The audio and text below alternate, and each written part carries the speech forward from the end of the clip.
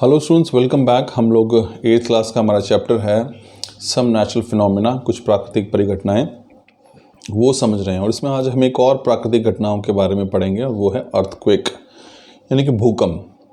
तो हम पढ़ेंगे इसमें भूकंप होता क्या है, इसके मुख्य कारण क्या हैं, इसके प्रभाव क्या होते हैं और हम इससे कैसे सुरक्षित रह सकते हैं। तो चलिए आइए स्टूडेंट्स इसको समझते हैं। अब देखिए जो चीज़ मैं हाईलाइट कर रहा हूँ यहाँ पे क्या है। Earthquake is a natural phenomena that manifest itself as a sudden shaking और trembling of earth that last just a few seconds. तो अर्थक्वेक जिसको आप भूकंप कहते हैं, इट्स अ नेचुरल फिनोमेना। ये एक प्राकृतिक परिघटना है that manifest itself as a sudden shaking और ट्रेम्बलिंग। शेकिंग कहते हैं दहलना यानी हिलना, जिसको हम कहते हैं कंपन। ठीक है, तो अर्थक्वेक एक प्राकृतिक परिघटना है जिसमें अर्थ में जो है धरती पे क्या होता है, कंपन होती है, वो हिलना शुरू कर देती है, शेक करना शुरू कर देती है धरती। और ये परिघटना कुछ सेकंड्स के लिए ही देखने को मिलती है। तो इस प्रकार की घटना को हम क्या कहते हैं, अर्थक्वेक यानी भूकंप। तो भूकंप एक ऐसी प्राकृतिक परिघटना है जिसमें अर्थ जो है वो थोड़े समय के लिए कंपन करती है और वो कुछ सेकेंड्स के लिए ही ऐसे देखने को मिलता है। अब ये देखिए इसमें आगे क्या है, it occurs as a result of disruption deep within the earth crust और as a result of disturbance within the earth crust. तो ये परिघटना तब होती है जब अर्थ की जो क्रस्ट है, हमें पता है कि जो अर्थ है वो एक्चुअली में क्रस्ट, मेंटल, कोर की बनी होती है। ठीक है ना। तो कोर सबसे अंदरूनी भाग होता है हमारे पास, मेंटल उससे ऊपर वाला भाग, और क्रस्ट जो है वो सबसे ऊपर वाला हिस्सा होता है। तो ये जो ऊपर वाले हिस्से हैं इसी में थोड़ी सी डिस्टर्बेंस होती है, जो छोटे छोटे प्लेट्स के बने होते हैं। यूँ समझ सकते हैं आपके जो अर्थ क्रस्ट है स्टूडेंट्स, उसके अंदर जो ये परतें हैं धरती की, ये एक तरह से तैर रही हैं दूसरे के उसके ऊपर।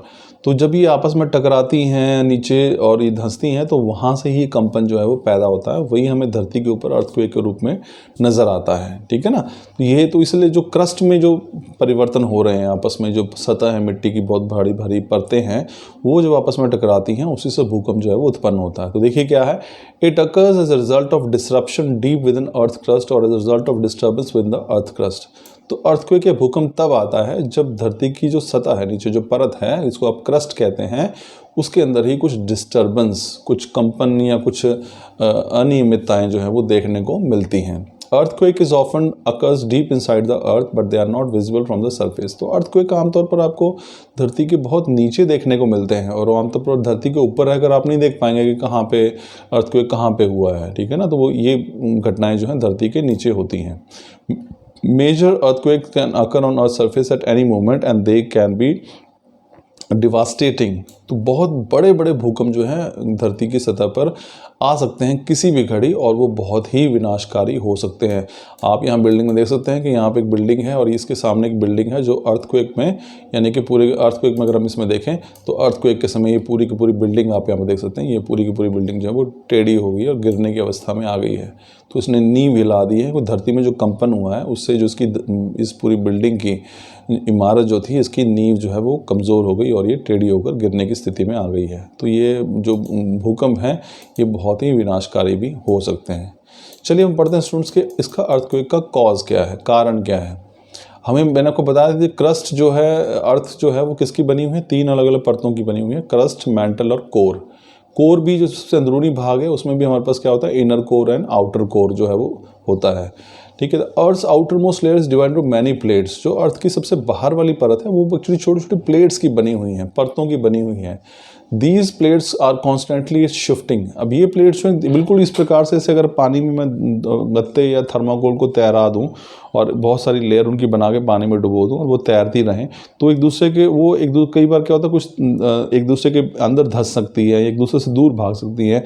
तो ये जो अर्थ की क्रस्ट है ये भी वास्तव में छोटी छोटी परतों की, बहुत सारी परतों की बनी है। इसको हम पढ़ेंगे। अब इनको हम टेक्टोनिक प्लेट, टेक्टोनिक्स कहते हैं। तो जो टेक्टोनिक प्लेट्स जब आपस में एक दूसरे के साथ धंसती हैं तो ये कहीं ना कहीं भूकंप का कारण बनती हैं। ठीक है ना। The earth outermost layer is divided into many plates. जो अर्थ की बाहर वाली परत है वो बहुत सारी प्लेट्स की बनी हुई है, इसको हम टेक्टोनिक्स कहते हैं। These plates are constantly shifting. और ये प्लेट्स लगातार गतिमान हैं। हालांकि ये धरती है, सॉलिड है, लेकिन ये प्लेट्स समझिए कि धरती के निचला हिस्सा जो है वो छोटी छोटी परतों का बना है। ये परतें एक दूसरे के अंदर शिफ्ट हो रही हैं लगातार, एक दूसरे से कभी कोई नज़दीक जा रही हैं, कोई दूर जा रही हैं। ठीक है।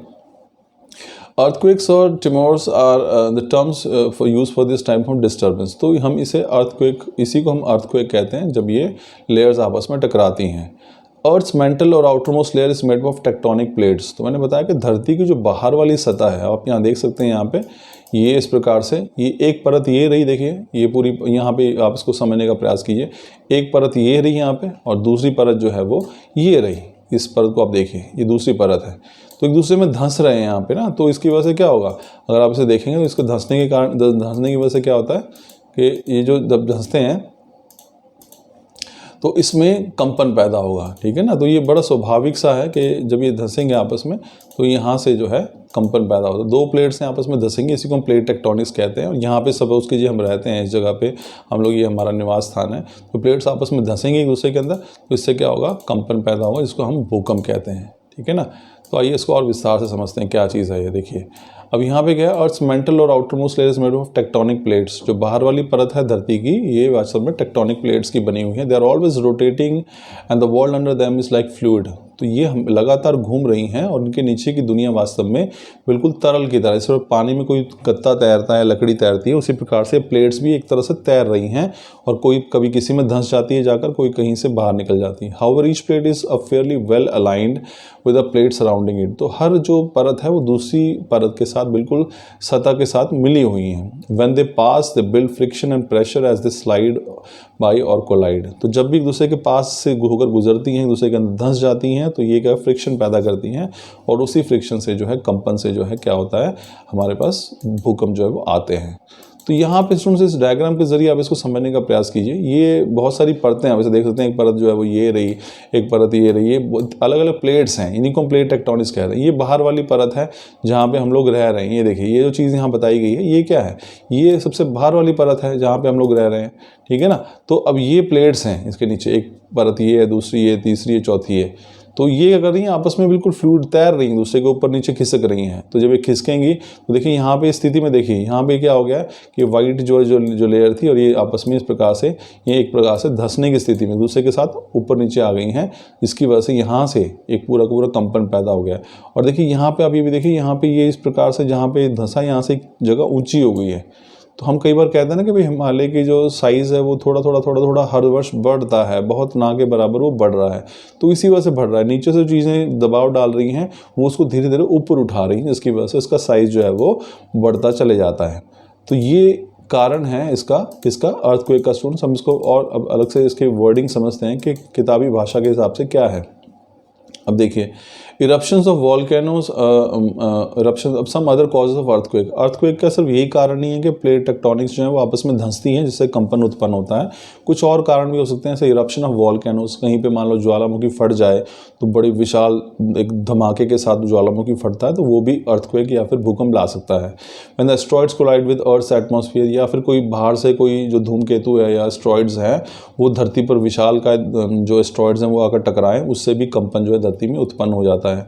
Under earth crust there were nuclear blast, और धरती के नीचे अगर कोई न्यूक्लियर ब्लास्ट किया जाए तो उससे भी अर्थक्वेक जो है वो आ सकता है। Tunnel construction, filling reservoirs and deep mining leads to earthquake. तो टनल के सुरंगें बनाते हैं, पहाड़ों में खोद कर हम धमाके करते हैं, तो उससे भी अर्थक्वेक जो है वो आ सकता है कई बार। या डीप माइनिंग, बहुत गहराई में अगर हम खनन करते हैं तो उससे भी अर्थक्वेक जो है वो आ सकता है। तो अर्थक्वेक आने के मुख्य कारण जो है प्लेट टेक्टोनिक्स हैं, लेकिन अन्य वजह भी हो सकती हैं, जिसमें कि ज्वालामुखी है या किसी का एस्ट्रॉइड का धरती से टकराना है, या माइनिंग है, खनन है, या टनल्स या सुरंग का बनाना जो है मनुष्यों द्वारा, वो भी अर्थक्वेक ला सकता है। अब इफ़ेक्ट्स का देखिए, इफ़ेक्ट्स क्या है, जब अर्थक्वेक होता है तो हमें क्या देखने को मिलता है। तो इफेक्ट क्या है अर्थक्वेक के, लैंड शेकिंग, यानी जो धरती की सतह है वो कांपना, कंपन करना शुरू कर देती है। सरफेस फॉल्टिंग, सरफेस फॉल्टिंग मतलब आपस में जो प्लेटें धंसती हैं तो कुछ जगह वहाँ से ऊपर उठ जाती है, कुछ नीचे खड्डे बन सकते हैं, तो ये इसको बोलते हैं सरफेस फॉल्टिंग। कोई एक सीधी सतह जो सरफेस होती है वो ऊंची नीची हो सकती है। आप इस डायग्राम में यहाँ पे स्टूडेंट्स ये देख सकते हैं, ये देखिए यहाँ पे सारी सतह जो है सीधी की सीधी है इस डायग्राम के अंदर, जब अर्थक्वेक नहीं आया है, लेकिन यहाँ पर सतह जो है वो ऊपर नीचे हो गई है, तो ये है सरफेस फॉल्टिंग। तो पहले आप देखते हैं बिल्कुल सीधी सतह है यहाँ पे ये, लेकिन यहाँ पे क्या है, ये यहाँ से ऊंची है और लेकिन यहाँ से ये थोड़ी सी नीची हो गई है, तो इसको ही बोलते हैं हम सरफेस फॉल्टिंग, ठीक है ना। तो ये सरफेस फॉल्टिंग है स्टूडेंट्स, तो ये भी मुख्य कारण बन जाता है कि जब भूकंप आए तो सरफेस फॉल्टिंग आमतौर पर देखी जा सकती हैं। फिर ग्राउंड कोलैप्स, धरती कहीं ना कहीं धंस जाती है, कोलैप्स होती है कहीं जगह पे।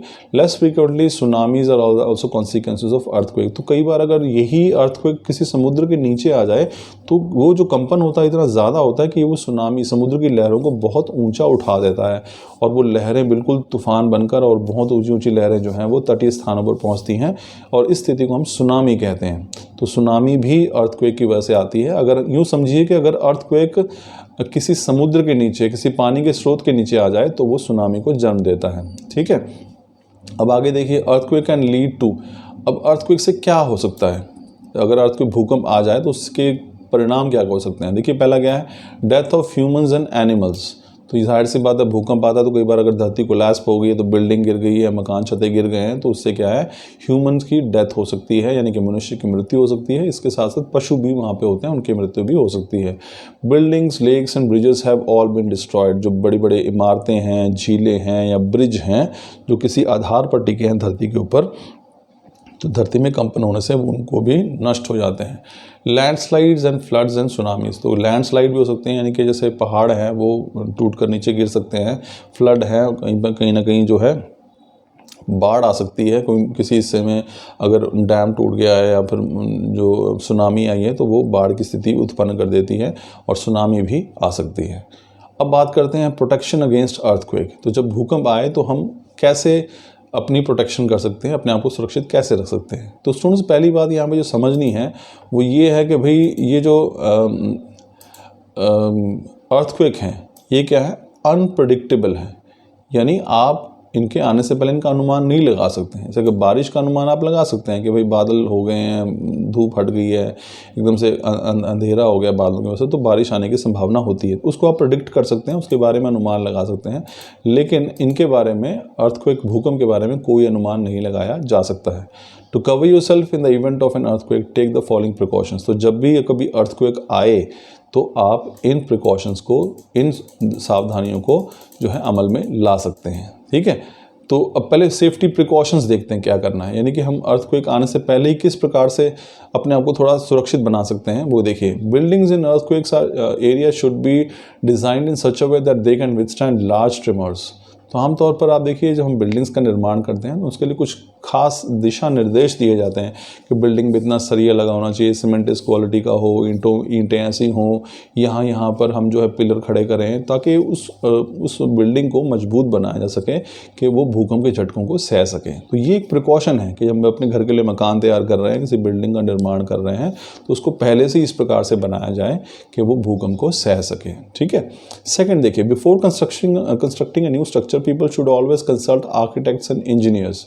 तो ये बहुत महत्वपूर्ण होता है कि जो हम नॉर्मली प्रैक्टिस नहीं करते हैं अपने देश में, कि भाई जब आप किसी बिल्डिंग का निर्माण कर रहे हैं, कोई आप घर बना रहे हैं, तो उससे पहले किसी न किसी इंजीनियर या फिर आर्किटेक्ट की मदद अवश्य लें, क्योंकि वो आपको सही सलाह देंगे कहाँ पे खिड़की होनी चाहिए, खिड़कियाँ कितनी बड़ी हों, इसमें कहाँ कहाँ पे सरिये लगें, कहाँ कहाँ पे पिलर्स बने, कहाँ कहाँ ब्लॉक्स बने। तो ये थोड़ा सा खर्चा बढ़ा देता है हमारा, लेकिन हमारे परिवार को सुरक्षित कर देता है। तो इसलिए जब भी हम किसी नई बिल्डिंग या भवन का निर्माण करें तो हम किसी आर्किटेक्ट या इंजीनियर की सहायता अवश्य लें।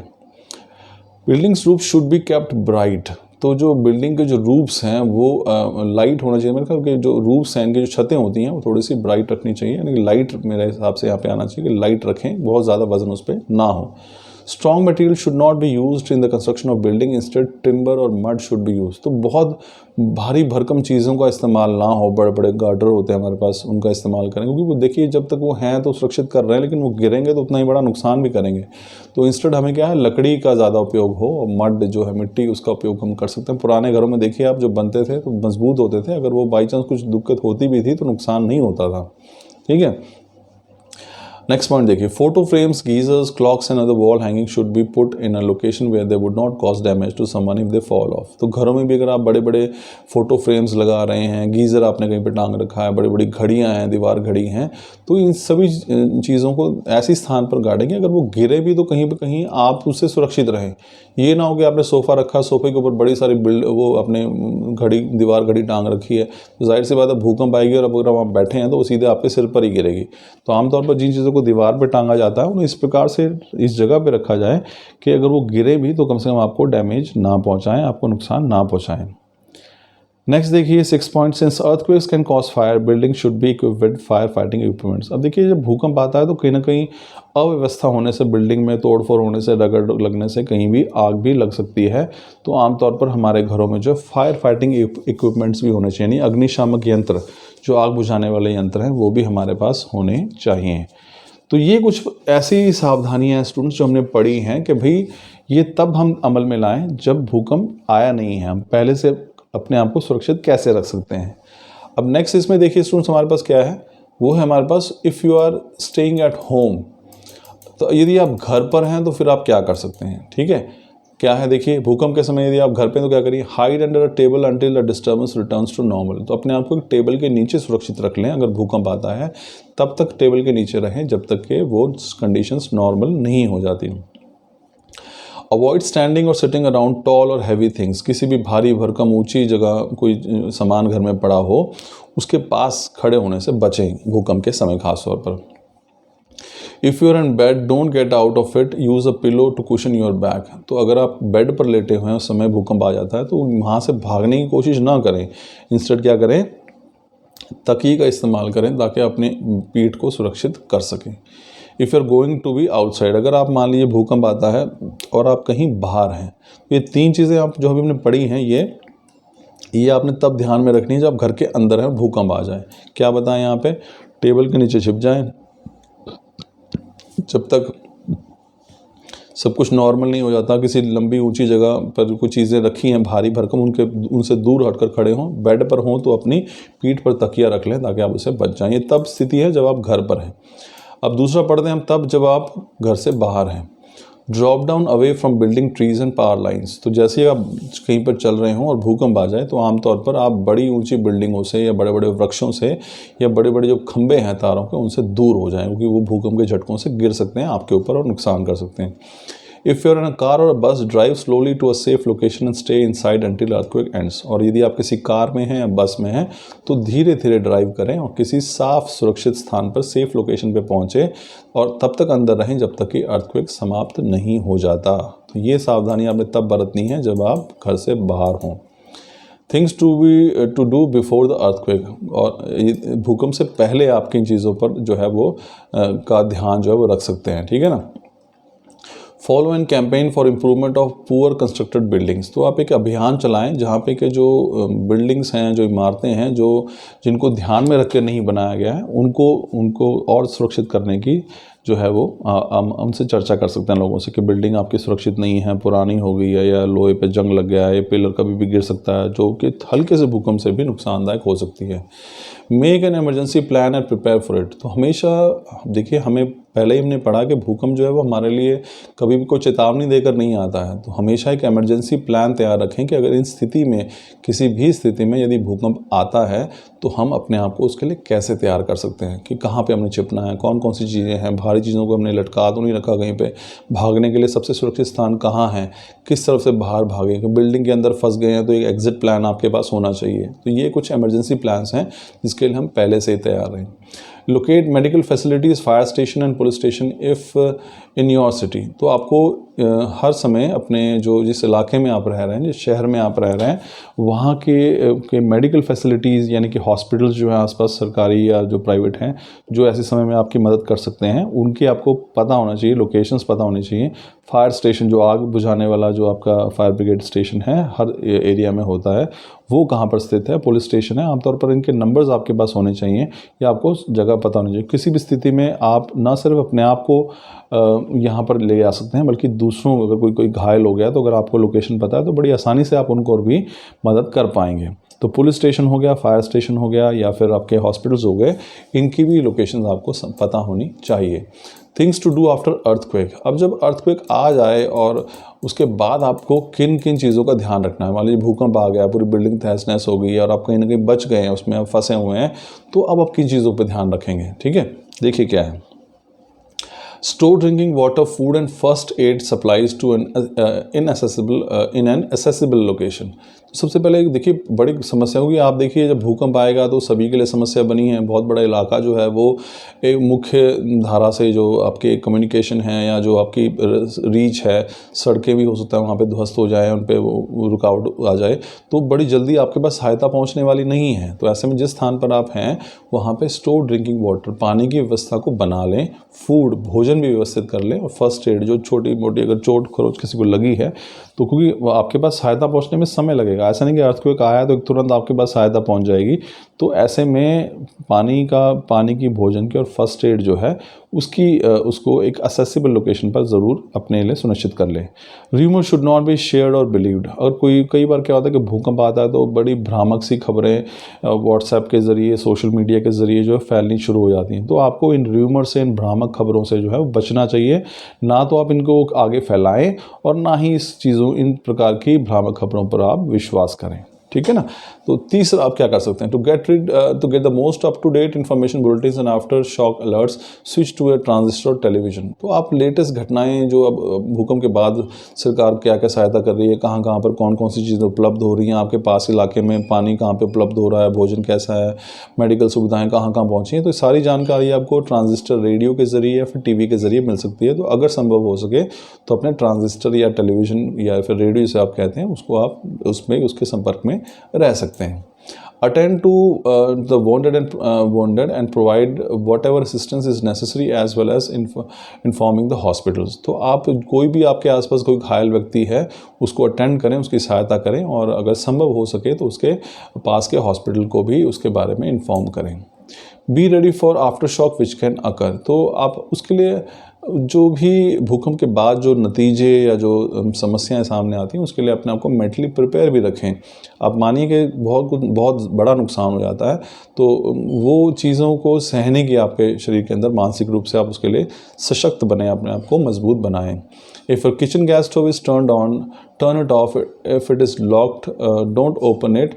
Use caution when working with open flames। तो किचन में ऐसे गैस स्टोव है, अगर वो ऑन है तो उसे ऑफ़ कर दीजिए, लॉक है तो उसे खोलिए मत, और फ्लेम्स जब आप आग वगैरह कुछ इस्तेमाल कर रहे हैं तो उसका विशेष ध्यान रखें कि हो सकता है आपके पास नहीं लेकिन आसपास की और जगहों पर कहीं ना कहीं गैस जो है या सिलेंडर जो है उसमें से गैस लीक हो गई हो तो कहीं ना कहीं सभी के लिए परेशानी का सबब बन सकती है। तो आप इन चीज़ों से बचें।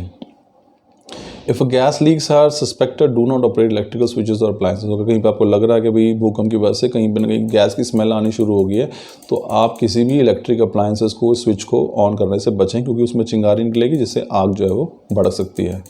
Examples of things to do during the earthquake. कौन कौन सी चीज़ें हैं जो आपको अर्थक्वेक के समय करनी चाहिए या फिर आप उसको ध्यान रखना चाहिए। देखिए क्या है, remain composed and reassuring to everyone. हमेशा अपने आप को सुरक्षित रखिए और दूसरों को भी इसका आश्वासन जो है वो देते रहिए कि आप सुरक्षित हैं। The best place to be sit in the open before the sensation vanish. तो सबसे अच्छी चीज़ ये होती है कि आप बैठ जाएं। अगर अर्थक्वेक आता है और आप किसी स्थिति में तो एकदम से नीचे बैठ जाएं, तो वो जब तक कि वो सारी सेंसेशन या कंपन जो है वो ख़त्म नहीं हो जाता। If you are in a moving car, come to a complete stop as soon as possible and remain in it. अगर आप चलती हुई कार में हैं तो एकदम से आप उसको रोक दें और जब तक संभव हो उसके अंदर ही रहें। Allow all pets and domestic animals to run around outside. तो अगर आप जो जितने भी पालतू जानवर हैं, डोमेस्टिक एनिमल्स हैं, उन सबको खोल दें ताकि वो खुले में सुरक्षित में खुद भी चले जाएँ। Candles, matches and other open fire should not be use. मोमबत्तियाँ या माचिस वगैरह हैं वो खुले में आग जलाने के प्रयास जो है वो ना करें। If you are inside, seek shelter under a desk, table, bed or doorway as well as against interior walls and stairways. Avoid glass doors, glass panes, mirrors and exterior doors। तो अगर आप घर के अंदर हैं तो किसी न किसी डेस्क में या टेबल के नीचे, बेड के नीचे या दरवाजे के पास जो है शरण ले लें, और हमेशा किसी कांच के दरवाजे या कांच का कोई दीवार है या शीशा लगा हुआ है तो उनके पास खड़े होने से बचें, क्योंकि वो टूट कर जो है आपको नुकसान कर सकते हैं। तो ये कुछ चीज़ें हैं स्टूडेंट्स जो आप लोगों को ध्यान रखनी है जब भूकंप आता है। तो आई एम श्योर कि आपको समझ में आएगा भूकंप होता क्या है और आप इसे कैसे बच सकते हैं, इसका कारण क्या है। हमने सभी पे विस्तार से चर्चा की है, आई एम श्योर आपको समझ में भी आएगा। तो स्टूडेंट्स ये आपके चैप्टर का लास्ट टॉपिक भी था। इसके साथ ये लेसन सम नेचुरल फिनोमेना, कुछ प्राकृतिक घटनाएं जो हैं वो समाप्त होता है। Thank you.